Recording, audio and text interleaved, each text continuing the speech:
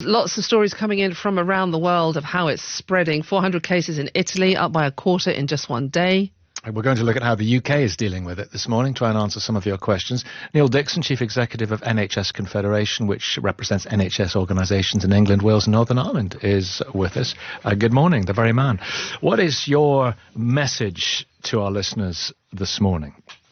Well, the first thing is, I don't think anybody would be complacent. We're now seeing the virus spread to countries that have advanced healthcare systems. And of course, with Italy and Spain, their systems closer to us. So it's very likely we're going to see more cases. I would say on the other side, first of all, that we have in this country a very advanced public health system, and we have a very good service in the NHS, which even when it's under enormous pressure, which it is at the moment, has the capacity to flex. It can release capacity and then divert that capacity to other purposes. How will it do that? Well, again, talking about numbers, so at the moment, the primary task in the preparation is partly about protecting hospitals and GP services. So getting people to dial 111, not just to turn up, to set up separate diagnostic units within hospitals. And they'll be preparing also, if the numbers did go up, obviously to have more wards to move out of the specialist units, which they're dealing with at the moment. But if they became too busy, then they'd obviously have to extend that capacity. But we are some way off that. And what about staffing for 111? Are more people being brought in? They are. And 111 has a capacity.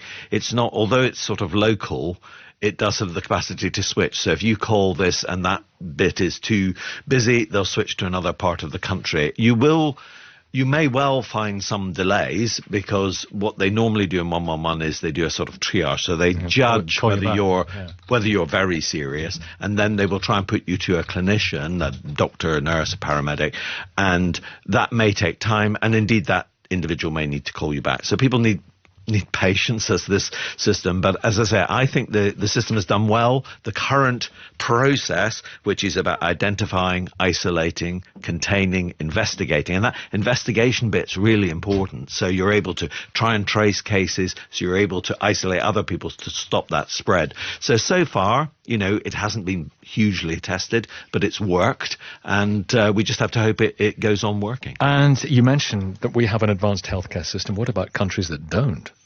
Well, I think that's much more difficult. And I'm sure the World Health Organization, I'm not an expert in this, but I think the World Health Organization obviously is trying to provide those support. We don't really know what happened in the early stages of the China epidemic. I mean, it seems that quite a lot of staff have been affected by it.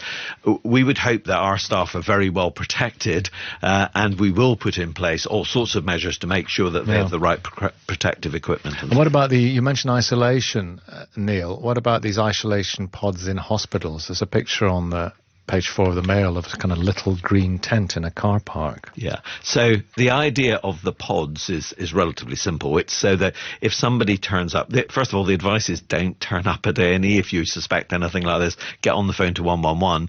There are now people being trained, and we're building up teams to actually go out to people's homes and test them there.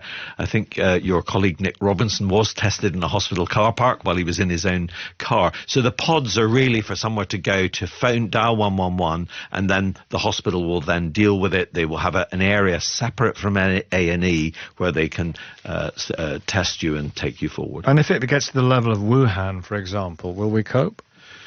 Well, I think the answer, it depends what you mean by cope. First of all, the good news about this virus is for vast majority of people, it's not that serious. The key thing is it's like, flu and not necessarily even the bad flu. It's a flu or a bad cold. So for most people, I think it'll be fine. Of course, the numbers of vulnerable people, and they're the ones you have to worry about. Heart problems, lung problems. Yeah, and anybody who has a sort of a suppressed immune system, they will need to have extra support. So the answer is, I think at a kind of Wuhan level, I think we would be able to cope, as it were. But of course, the system will become more strained if larger numbers come up. But we are some way from that. Right. Here's Pat, who we spoke to earlier on, just back from Kathmandu via Bangkok. On Tuesday, my husband developed a high temperature and a cough. So we rang 111.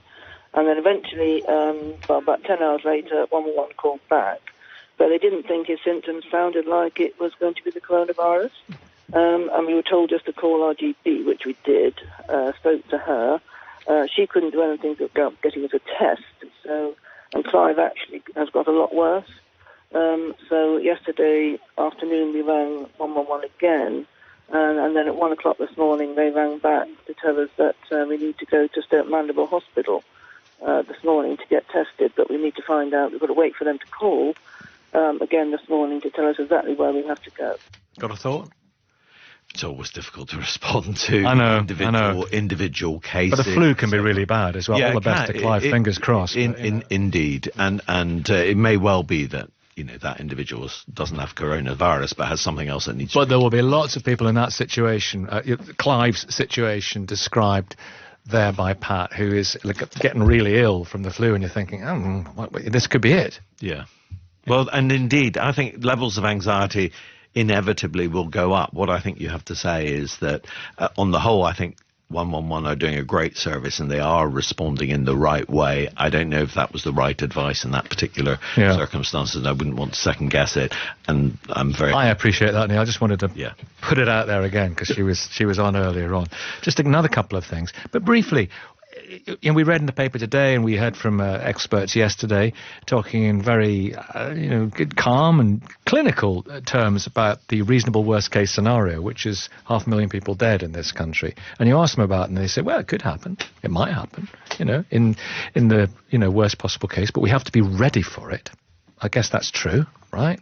Yes, we have to just plan for just about every scenario ahead. Yeah. As I say, that's just sensible, isn't it? And remember, the advice from the Chief Medical Officer for many years has been not we may have a proper pandemic, a more serious version than this one, more like the Spanish flu one at the end of the First World War. And it's not an if, it's a when.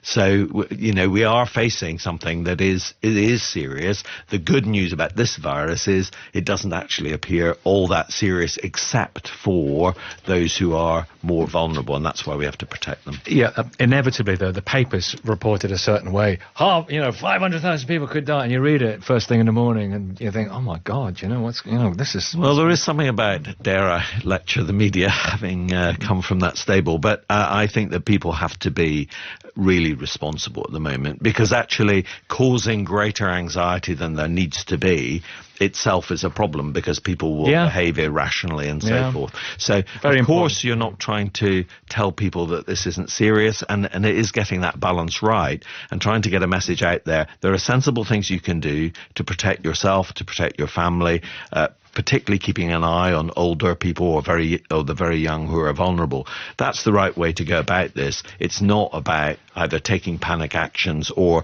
plucking figures out of the air, which people have no idea whether we're going to reach that situation or not. It's less likely than is more likely, if I can put it that way around. So I think you just have to try and take a more balanced approach to this. We are due a big one, though.